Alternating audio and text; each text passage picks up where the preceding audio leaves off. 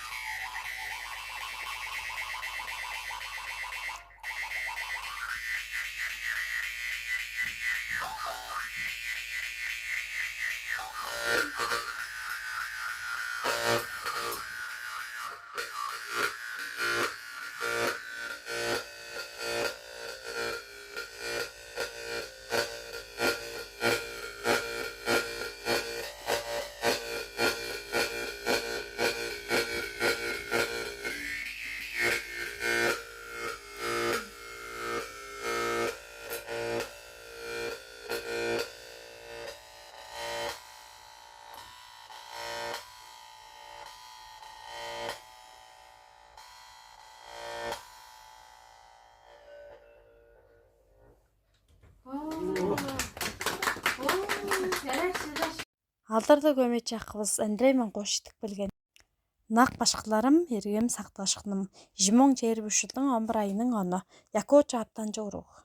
Бір тусқа иражы. В 21 году окончила этническая тувинка. Она работает в Тумоне Цинген-Байгой учителем тувинского языка и географии, поскольку она в Улан-Баторе получила профиль учитель географии у нас, магистратуру обучения родному языку в поликультурной среде, то есть тувинский язык своим этническим тувинцам.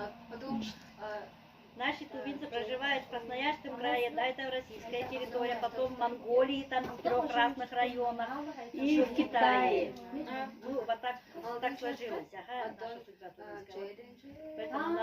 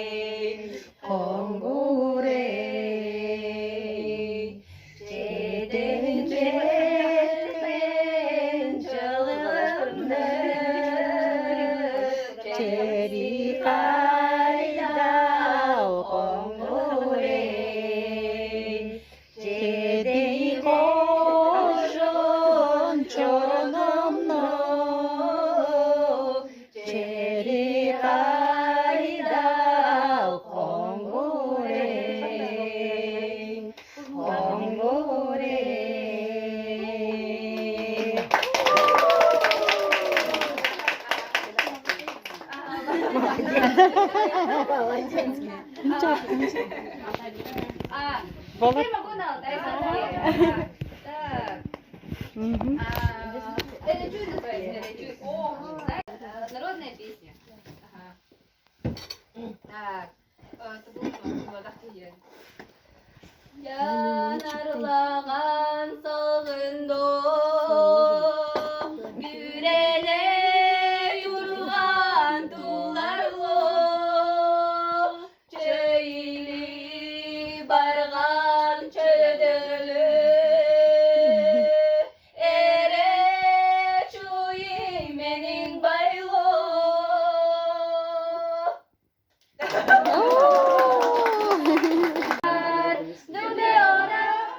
Ne oldurar Türk canım gözleri